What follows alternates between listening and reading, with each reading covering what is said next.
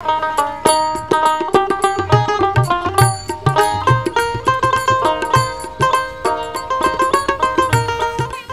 যেন কোনো দক্ষ শিল্পীর তুলিতে আঁকা নান্দনিক ছবি। সীতাকুণ্ড উপজেলার নিমতলা গ্রামে ঠিক মাঝখান বরাবর এই সৈকতের অবস্থান। এই প্রকৃতি আমাকে হাত ছানে দিয়ে ডাকছে। এটা কোথা থেকে ধরছো? হ্যাঁ, কিভাবে ধরলে তুমি এটা?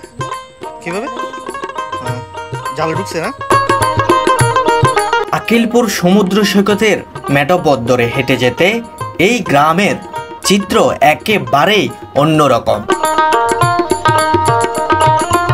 এই সমুদ্র সৈকত দেখতে যতটা কাব্যিক, নামটাও ঠিক ততটা গদ্যময় ও গতানুগতিক। আমার বন্ধুদের সাথে নিয়ে আজ ঘুরে ঘুরে দেখাবো আপনাদের এই আকিলপুর সমুদ্র সৈকত। ছোট কুমিরা কৃষ্ণ মন্দির থেকে আমরা সবাই লাইনে দাঁড়িয়ে ভরপুর মধ্যাহ্নভোজ সেরে আকিলপুর সমুদ্র সৈকতের দিকে রওনা দিলাম। হাঁটতে হাঁটতে আমরা চলে এলাম একেবারে সমুদ্রের ধার প্রান্তে। চট্টগ্রাম আকিলপুর আমাদের আজ যাত্রা। চট্টগ্রাম আকিলপুর থেকে শুভেচ্ছা জানাচ্ছি আমি সাগর মজুমদার। এই প্রকৃতি আমাকে হাতছানি দিয়ে ডাকছে, কি সুন্দর। এই চট্টগ্রাম আকিলপুর আসতে হলে আপনাকে গ্রামের মেঠোপথ ধরে আকিলপুর আসতে হবে। চট্টগ্রাম শহর থেকে আপনি প্রাইভেট গাড়ি বা ট্যাক্সি নিয়ে সরাসরি যেতে পারেন। এটি বেশ আরামদায়ক এবং সময় বাঁচানোর উপায়। কিংবা আপনি সিএনজি বা স্থানীয় বাসেও যেতে পারেন, তবে যাত্রা একটু দীর্ঘ হতে পারে।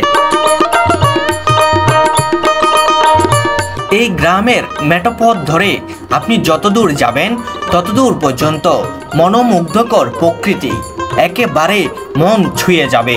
এই গ্রামের মেঠোপথ ধরে হেঁটে যেতে খুবই দারুণ লাগছে, আসলে খুবই মনোমুগ্ধকর।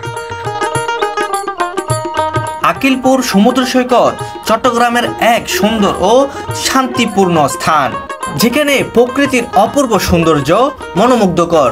এই সৈকতে যাওয়ার রাস্তা ও চারপাশের প্রকৃতির দৃশ্য সত্যি অসাধারণ, যা আপনাকে শান্তি এবং প্রকৃতির সাথে একাত্ম হতে সাহায্য করবে। সৈকতের আশেপাশে রয়েছে প্রচুর গাছপালা, যেগুলি সমুদ্রের হাওয়া এবং আলো থেকে সজীব থাকে। এখানে বড় বড় নারকেল গাছ, শিউলি গাছ, কেওড়া গাছ সহ নানা ধরনের বৃক্ষ রয়েছে।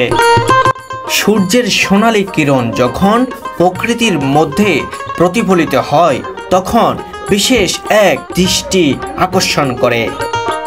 এর সাথে মৃদু বাতাস, পাখির কিচিরমিচির শব্দ এবং গাছের ছায়া প্রকৃতির এক স্বর্গীয় পরিবেশ তৈরি করে।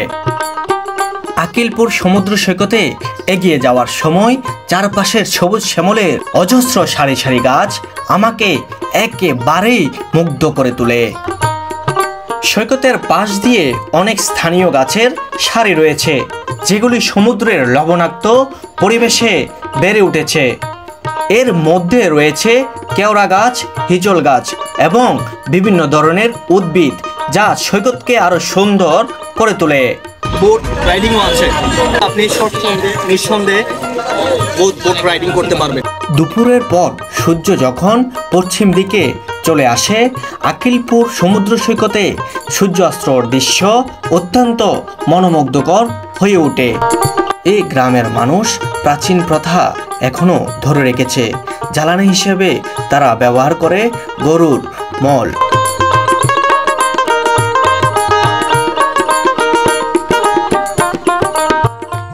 এই পরিবেশ আসলে খুবই মনোমুগ্ধকর, ভাবার মতো না। আপনি যদি একবার আসেন তাহলে একবারে মন জড়িয়ে যাবে। আমার বন্ধু শ্রীকান্ত আছে। এই আকিলপুর সমুদ্র সৈকতটি যদিও একটি গ্রামের পাশে অবস্থিত, আস্তে আস্তে এই সমুদ্র সৈকতটি খুবই জনপ্রিয় হয়ে উঠেছে জনসম্মুখে, যেখানে পর্যটকরা বিশ্রাম নিতে এবং প্রকৃতির সৌন্দর্য উপভোগ করতে পারেন। এখানে কিছু ছোট দোকানপাট পাওয়া যায়, যেখানে পর্যটকরা বিভিন্ন ধরনের খাবার সামগ্রী কিনে নিতে পারেন। সুনীল আকাশে এই সুন্দরতম দৃশ্য, পাথরের বুকে আছড়ে পড়া ছোট ছোট ঢেউ আর কলকল শব্দ এখানে মিলেমিশে সৃষ্টি করেছে স্বর্গের অবস্থান। চারপাশে সবুজ, অবহে নির্মল প্রশান্তির এক সুন্দর জায়গার নাম হচ্ছে আকিলপুর সমুদ্র সৈকত। শুক্রবার সহ ছুটির দিনগুলোতে যান্ত্রিকতা ভুলে এক পশলা শান্তির খুঁজে এই সৈকতে ভিড় জমায় মানুষ। আকিলপুর সমুদ্র সৈকতে সূর্যোদয়ের দৃশ্য অত্যন্ত মনোমুগ্ধকর হয়ে ওঠে। সূর্য যখন ধীরে ধীরে সাগরের আকাশে হারিয়ে যায় তখন তার রং পরিবর্তন হতে থাকে এবং আকাশের লাল, কমলা, গোলাপি এবং সোনালী রঙের সুড়ঙ্গ তৈরি হয়। একসময় এটি ছিল ঘূর্ণিঝড় ও জলোচ্ছ্বাস প্রবণ এলাকা। অল্প ঘূর্ণিঝড় ও জলোচ্ছ্বাসে ছিল মানুষের প্রাণহানির সম্ভাবনা।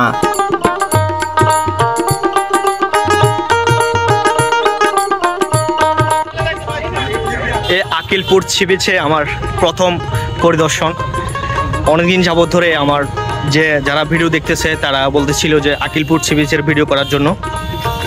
আসলে এই পাশ থেকে সন্দ্বীপ একেবারে কাছেই দেখা যাচ্ছে।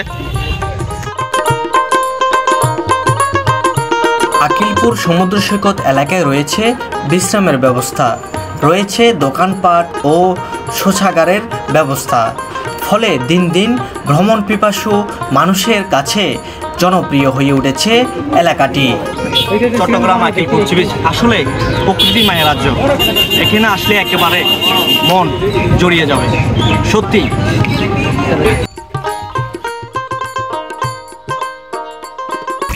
এই সাগর, আকাশ, বাতাস, পাহাড় পর্বত আমাকে হাত ছানিয়ে রাখছে।